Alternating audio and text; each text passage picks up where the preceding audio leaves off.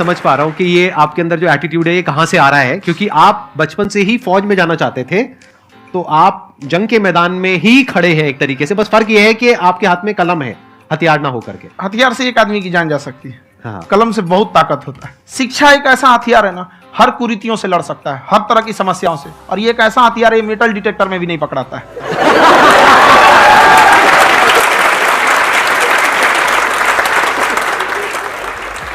ये है कि अभी प्राइवेट ऑर्गेनाइजेशंस में पीटने का, पनिशमेंट का ये सिस्टम जो है खत्म हो गया है। हम आपके वीडियो में देखे हैं सर कि आप एक बड़ा सा रोल रखे रहते हैं, पुलिस वाला लाठी है वो, पुलिस वाला लाठी है, और स्टेज पे बुला के बच्चों को उसी से धुनाई शुरू कर देते हैं मस्त एकदम से, है ना। तो सर मतलब कि बच्चे मतलब कि डरते नहीं हैं आपसे, और इस तरीके से कैसे कनेक्टेड हैं आपसे, है ना। और एक और क्वेश्चन सर, यूपीएससी का जो आप अपना बैच स्टार्ट करने वाले हैं, ठीक है, उसके बारे में बताइए सर, क्योंकि मुझे मतलब कुछ इशू करना है सर, ठीक है। और संदीप सर को देख लिए, मेरा तो वैसे ही हो जाना है। क्या हो जाना है? मेरा पूरा कंप्लीट करो। I'll be an IAS officer next year because I have seen you, sir. My day is like complete, sir. All the best. Thank you so much, sir. Thank you. पूरा बोला करो। Thank you.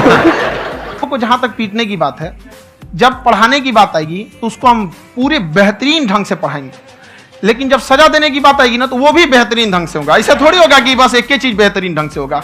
और डर का होना बहुत जरूरी है। ये डर भी अपने आप में एक मोटिवेशन है, क्योंकि जब आपके अंदर एक थोड़ा सा डर रहे ना, तो डर के भागिए मत। एक ऐसा डर जिसको आप लगे कि नहीं नहीं थोड़ा सा और करने की जरूरत है, फिर तो ये हम इसको क्रॉस कर जाएंगे। आप तो लड़कों के अंदर ये डर बनाना भी जरूरी रहता है। और रही बात यूपीएससी वाले की, जो आपने बोला, बहुत सारे लड़के वेट कर रहे हैं यूपीएससी की, क्योंकि 2-2.5 लाख फीस सारे लोग एफोर्ड नहीं कर सकते। और हमारा वही रहता है, हम तो ज्यादातर हमारे स्टूडेंट देखेंगे तो किसी के रिक्शा वाला, सब्जी वाला, यही लोग, इनको तो 2.5 लाख भरेंगे वहां पे, उसके बाद रहेंगे कहां से। तो ऑल ओवर इंडिया से, कश्मीर से कन्याकुमारी तक, गरीब से गरीब भी लड़का उसको पढ़ सकता है। यही कुछ 1000 रुपये मंथली, 12-14 हजार साल का पड़ेगा, खत्म हो जाएगा इतना में।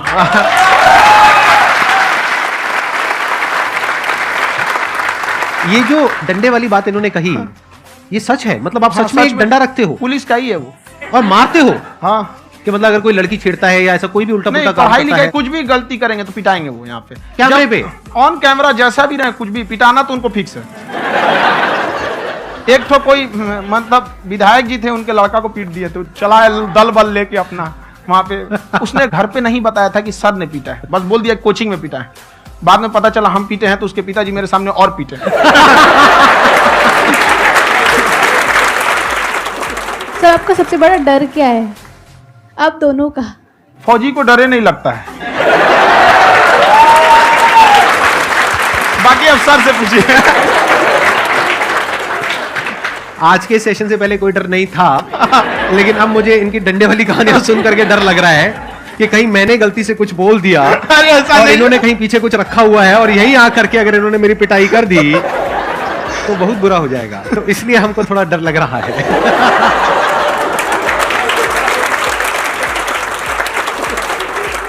आपकी डेली कितने घंटे क्लासेस होती हैं? 6-7 घंटे। अभी भी खुद ही करते हो आप? हाँ, हमारे स्टाफ परेशान रहते हैं। हम 1:30-2 बजे सोते हैं, सुबह 6 बजे उठ जाते हैं, परेशान रहते हैं। यार इतना क्यों करते हो, है ना? कभी उनको भी साथ साथ लगना पड़ता है ना? उनको साथ साथ लगना पड़ता है। हम जग गए तो कोई सोया थोड़ी रहेगा, परेशान रहता। दिन में सोते ही नहीं है बेचारा, कहीं कहीं जाके सोते रहता है। तो हम सीट बांध दिए कि भाई तुम इस समय सो जाना, तुम इधर सो जाना। आपकी शादी हो गई या नहीं हुई अभी? मेरी खुशहाली देख के आप आइडिया लगा सकते हैं।